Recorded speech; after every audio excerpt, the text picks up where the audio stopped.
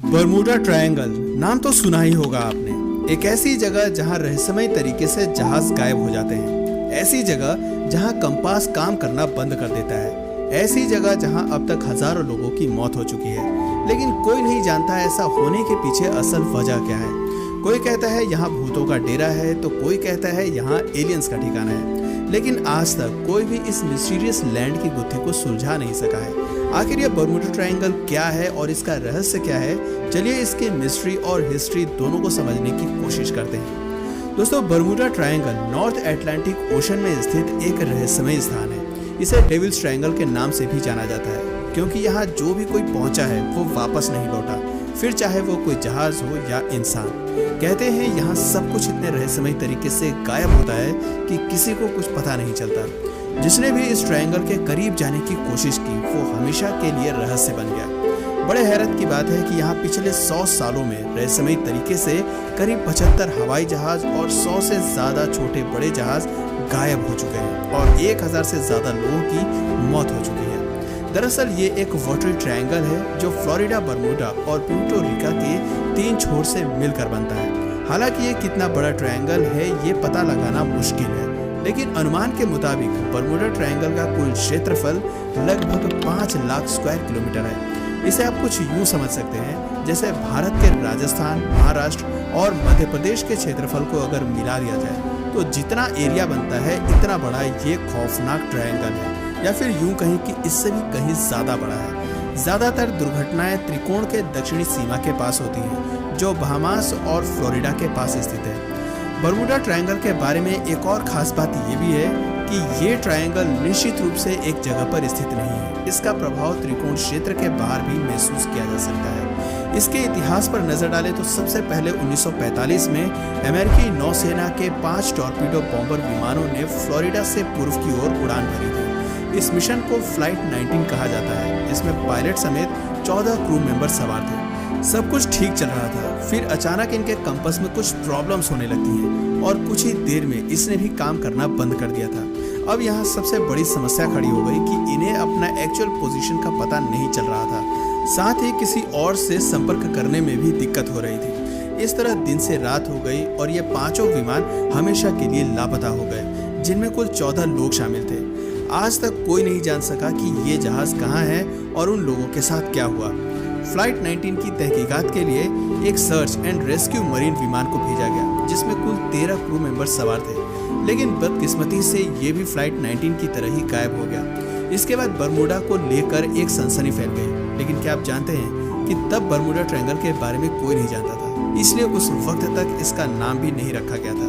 लेकिन इन दोनों जहाजों के लापता होने के बाद इस इलाके को बरमूडा ट्रायंगल का नाम दे दिया गया।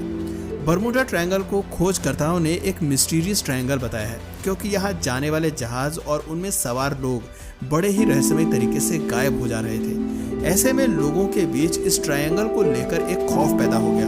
लोग यहाँ जाने से कतराने लगते थे। बताते हैं कि 1945 से पहले भी बरमूडा ट्रायंगल में कई जहाज गायब हो चुके थे, जैसे 1872 में मैरी सेलेस्ट, 1881 में एलन ऑस्टिन और 1918 में यूएसएस साइक्लोप्स। सबसे पहले आपको मैरी सेलेस्ट का किस्सा सुनाते हैं। मैरी सेलेस्ट एक ऐसा व्यापारिक जहाज था जो बरमूडा ट्रायंगल में लापता हो गया था। दरअसल मैरी सेलेस्ट एक अमेरिकन मर्चेंट ब्रिटाइन थी जिसने न्यूयॉर्क से जेनेवा के लिए उड़ान भरी थी, लेकिन वो वहां पहुंच ही नहीं सकी। 5 दिसंबर 1872 को ये जहाज अटलांटिक महासागर के आसपास पाया गया। कुछ लोगों का कहना था कि इस जहाज को समुद्री लुटेरों ने लूट लिया होगा, लेकिन जब इसकी जांच की गई तो चौंकाने वाली बातें सामने आई। जहाज में सारा सामान सही सलामत रखा था, पर जहाज में ना तो कोई सवारी थी और ना ही जहाज कर्मी। ऐसे में सवाल उठता है कि अगर इस जहाज को सच में समुद्री लुटेरों ने लूटा होता तो इसमें रखा कीमती सामान नहीं मिलता। इसलिए ये जहाज एक अनसुलझी पहेली बनकर रह गया।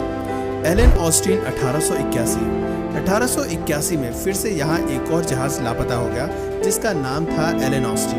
ये जहाज न्यूयॉर्क के लिए रवाना हुआ, जो बरमूडा ट्रायंगल के पास रास्ते में अचानक गायब हो गया। जब इसकी खोज की गई तो इस पर सवार एक भी इंसान का कोई अता पता नहीं चला। USS cyclops 1918। यूएसएस साइक्लोप्स नामक जहाज प्रथम विश्व युद्ध से कई सालों तक यूनाइटेड स्टेट्स नेवी के लिए 4 क्रोटियस क्लास कॉलिट्स में से एक था। 1 जनवरी 1918 तक यूएस के पूर्वी समुद्री तट की रक्षा में लगा था। इसे खास तौर से ईंधन आपूर्ति के लिए ही रखा गया था। कहते हैं कि गायब होने से पहले इस जहाज में 306 यात्री और चालक दल सवार थे। जैसे ही ये जहाज बर्मुडा ट्रायंगल के नजदीक पहुंचा, अचानक लापता हो गया। हैरानी की बात है कि जिस समय यह हादसा हुआ उस दिन मौसम बिल्कुल साफ था, लेकिन अचानक जहाज कहाँ गायब हो गया किसी को कुछ पता नहीं चला।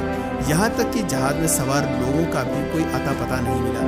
अमेरिका के इतिहास में इस जहाज का गायब होना और इसमें सवार एक भी इंसान की खबर न लगना किसी मिस्ट्री से कम नहीं है। लेकिन दोस्तों, ये सभी घटनाएं इतनी पुरानी हैं कि इनकी पुख्ता जानकारी किसी के पास नहीं है, इसलिए इन्हें महज कविंदत या कहानी बताकर टाल दिया जाता है। खैर, चलिए आगे बढ़ते हैं।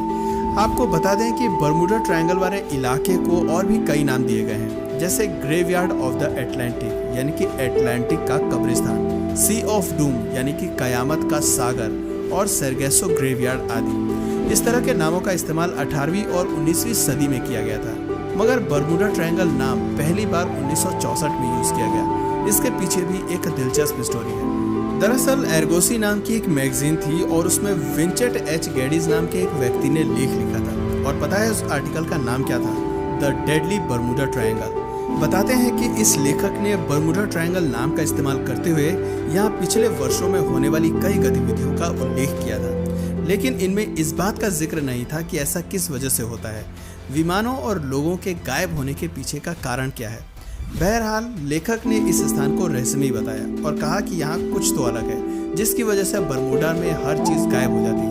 कहते हैं कि इस आर्टिकल की वजह से बर्मुडा उस वक्त काफी पॉपुलर हो गया, यहाँ तक कि इस पर कई किताबें भी लिखी गई और फिल्मों का निर्माण भी किया गया। चलिए आपको बताते हैं कि बर्मुडा ट्रायंगल को लेकर अब तक क्या क्या दावे किए जा चुके हैं।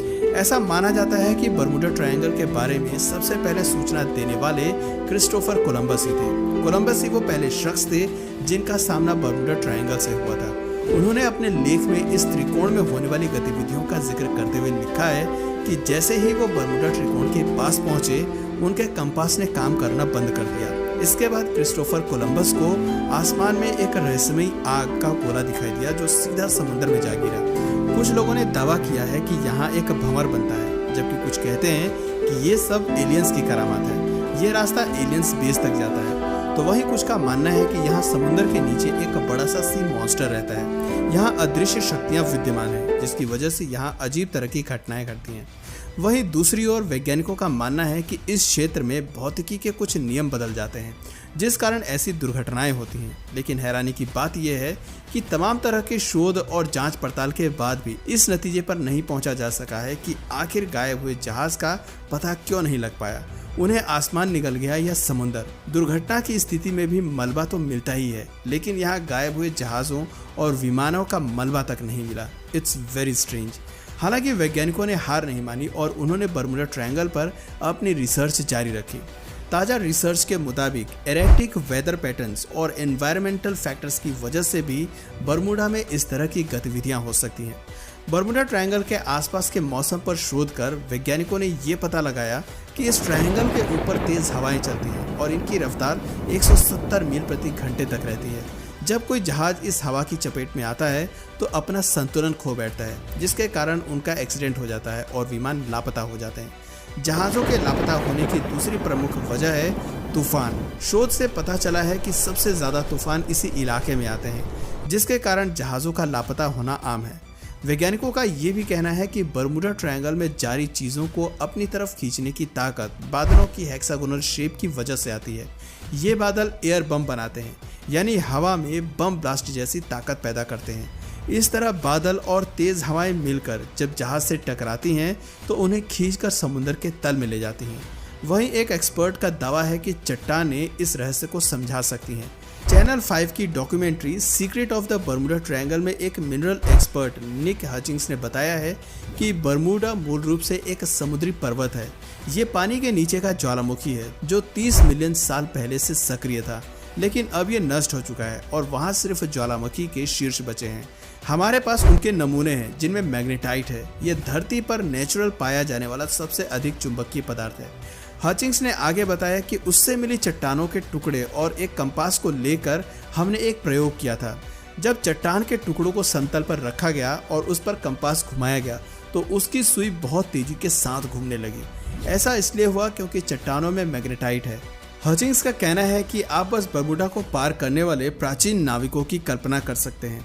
इसके अलावा National Oceanic and Atmospheric Administration का कहना है कि there is no evidence that mysterious disappearance occur with any greater frequency in the Bermuda Triangle than in any other large well travelled area of the ocean.